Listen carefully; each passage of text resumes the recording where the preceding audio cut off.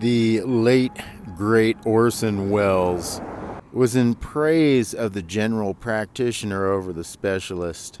Now, I bring this up because I have, let's say, a great dislike for this whole thing of niching down. And I could fast track this whole topic by simply saying SEO has really created this whole niching down or dumbing down. You see, to me, understanding and experiencing life is really a matter of connecting the dots. The general practitioner is just as important, if not more important, than the specialist. Now, of course, we need the specialists, the people that really just focus on one thing and really figure that thing out very, very well. But it's the general practitioner that gives value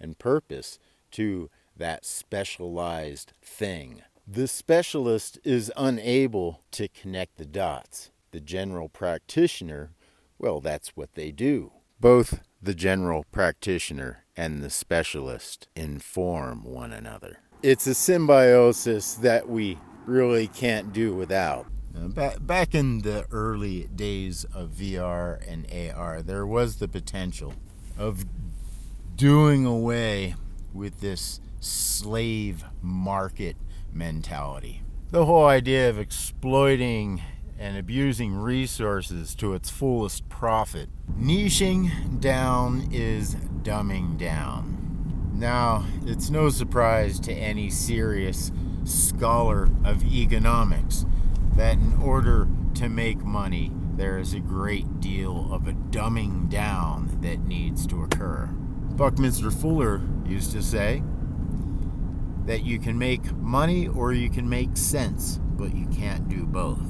Now, given the average intelligence of your average, let's say American, well, I can see how you would require a certain amount of dumbing down, but how about just raising the intellect? Now, I'm not saying if you make money, you're dumb, but in order to make money, you really do have to streamline the act of the transaction. I mean, the whole concept of money is streamlining the transaction, streamlining the whole system of trade, engaging in a repetition beyond our daily routine.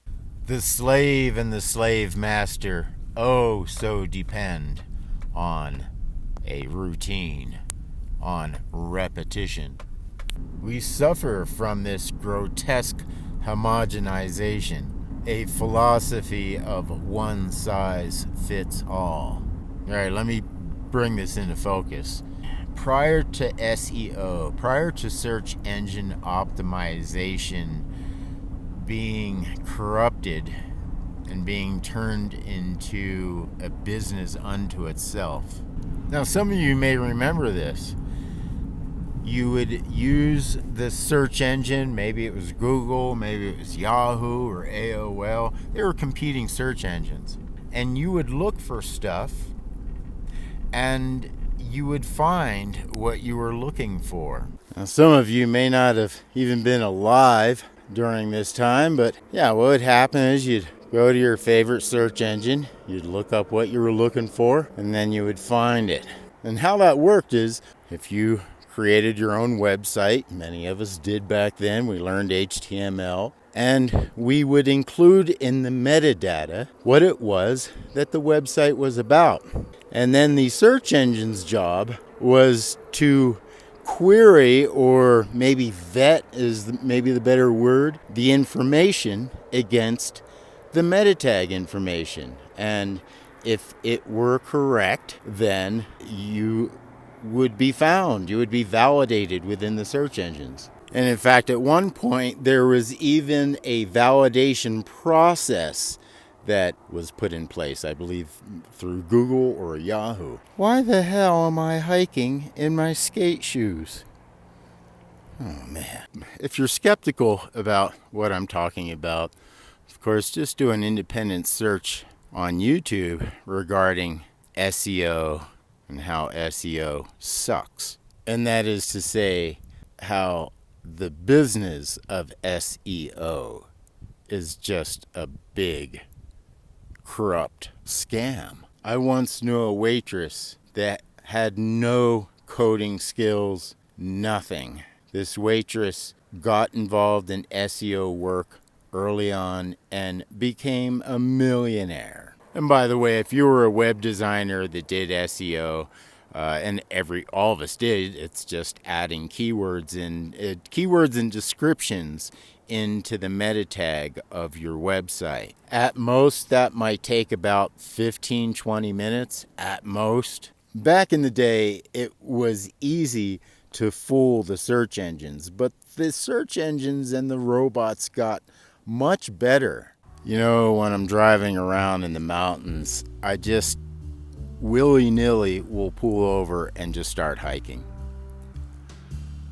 It's probably that way with people that love the ocean or love the water, where they just pull over and jump in. Reminds me of a story of a Russian immigrant who came to America, and upon walking into one of our American supermarkets, saw all the products on the shelves and just fell to her knees crying. I take this story two different ways. The one way is, we all know about the food shortages in Russia, and when she saw the abundance, she was overwhelmed and broke down and cried.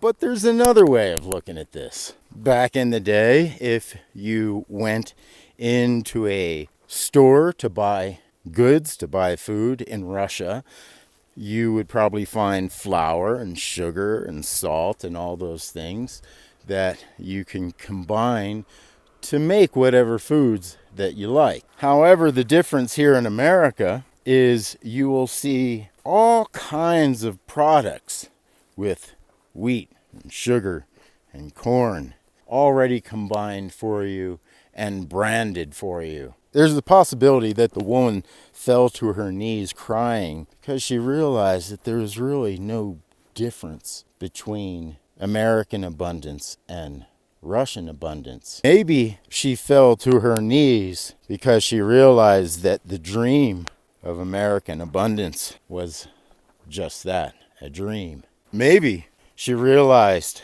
that the pre-packaged, pre-combined goods that were being offered were actually of lesser nutritional value.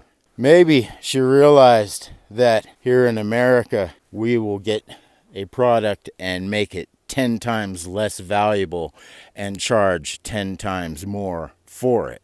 God help the capitalist system if us Americans learned how to combine things in order to make things. Variation is what gives us the great complexity known as life. Well, you might be saying, well, it's easier to find things now. No, it isn't. No, it isn't.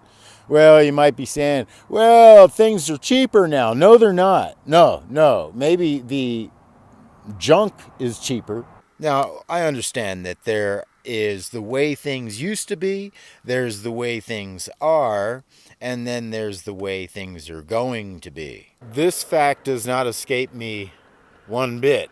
This once small seed becomes a large tree,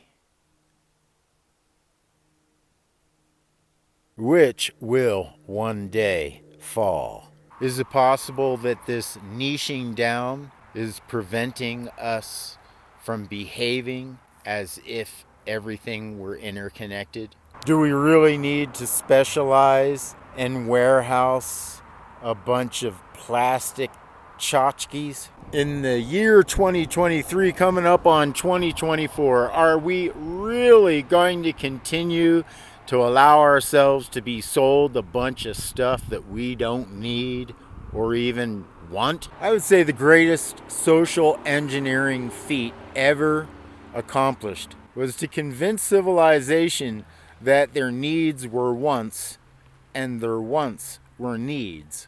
Think about it. The need for housing, the need for medical care, those things have been turned into consumer wants. And of course, the want to be prettier, the want to be thinner, the want to be healthier has turned into a need. And once you've convoluted the difference between a want and a need, you can then offer substandard versions of both. So does this mean that I'm not going to niche down? Well, no, I got to operate under the system that I'm presented with here. And yeah, of course I'm going to niche down. It's a pain in the butt, and it's taken way more work in order to subdivide myself into sellable categories. Yeah, regardless of how things used to be or how they are or how they're going to be, I'm here to succeed, baby. Now, talking about succeeding, I haven't shown you guys this, but look, since I don't have my trailer now, I decided to pick up one of these sort of things, whatever the hell they are, like a cargo tow, I don't know what it's called. But it allows me to have my poo bucket. So I got my poo bucket back. So not only do I have some extra outdoor storage for stuff, but I got my poo bucket back. Look at that. Now, a lot like the car. I'm really appreciative of the car because thanks to the car, we have the skateboard and we have pavement to ride skateboards, and we got skateboard bearings, and we've got urethane, varathane, or whatever for the wheels. So I'm really appreciative for the automobile to have done that. Of course, we should phase out the automobile and just strictly go to skateboards, of course. And I feel the same way about the poo bucket. I'm appreciative of the porcelain toilet because it brought us the toilet seat that I have on my poo bucket. The poo bucket is here. The porcelain altars can go now because with a poo bucket you can poo anywhere. Just imagine going to the most beautiful place on earth, pulling out your poo bucket and being able to poo right there. When COVID first came out, I was one of the first to get it. It was the poo bucket. Yeah, it was me in the middle of the night, out in the middle of the mountains, in the middle of the rain, sitting on my poo bucket, wondering if I was going to live. I didn't even know it was COVID at the time. I mean, chances are, if you find me deceased, you'll probably find me and my poo bucket.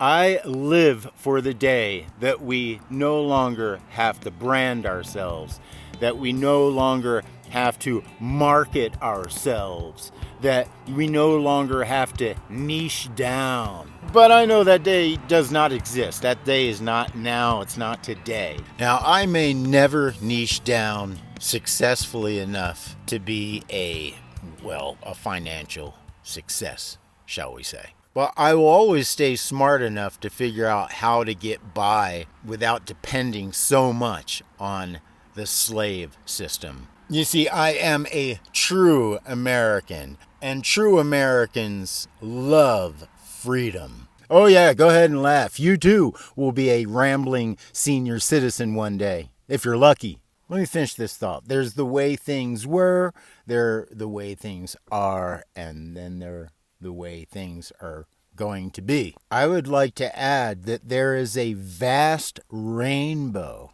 between those three states. And what I mean by a vast rainbow as opposed to just a regular rainbow is a vast rainbow is a rainbow with all of the colors, even those that we cannot see, are represented by their species. All the various cultures have figured this out. If you don't embrace diversity, then you will have inbreeding and inbreed behavior. I don't consider myself to be a righteous person. Perhaps a bit prideful, but not righteous. Yeah, I'm proud of what I've accomplished in life. I'm proud of the obstacles that I've overcome in my life. But I am definitely not righteous. And what I mean by that is literally, I don't take pride in being right. In fact, I love being wrong. Finding out that I was wrong about something gives me almost no greater joy. Now, of course, there's exceptions to this. I don't like being wrong about dire things. I certainly don't like being wrong when it comes to giving other people advice. I've been to a lot of different countries: China,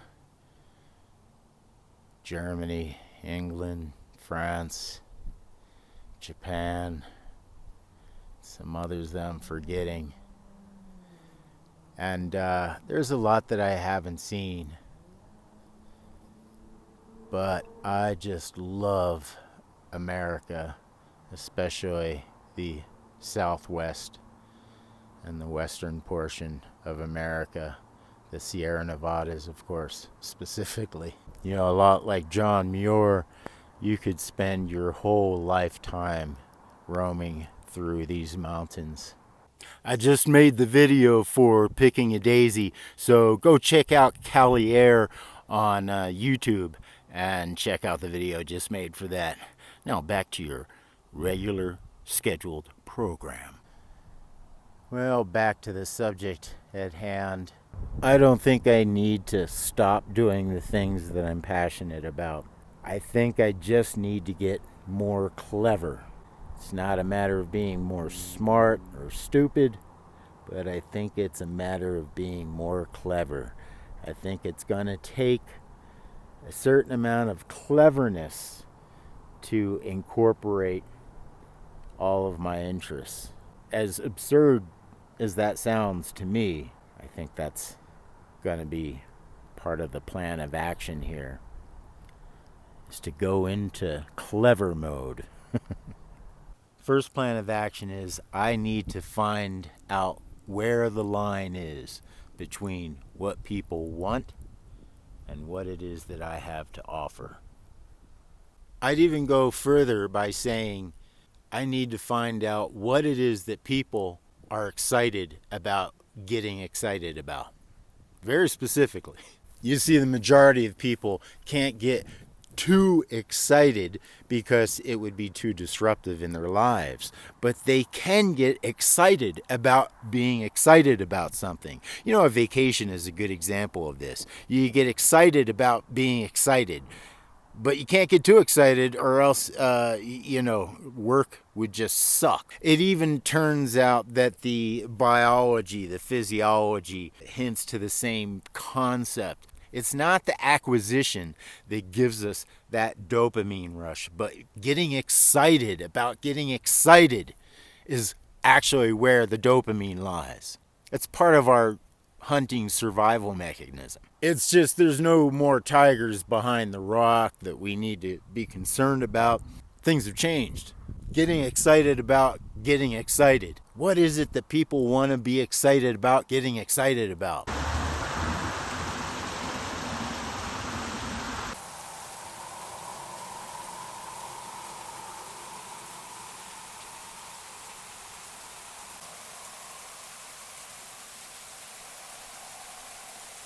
Authoritarianism feeds and breeds upon disparity. The rulers revel when the masses are in despair. Be not in despair, citizen. Disparity is the conqueror of a weak and divided people.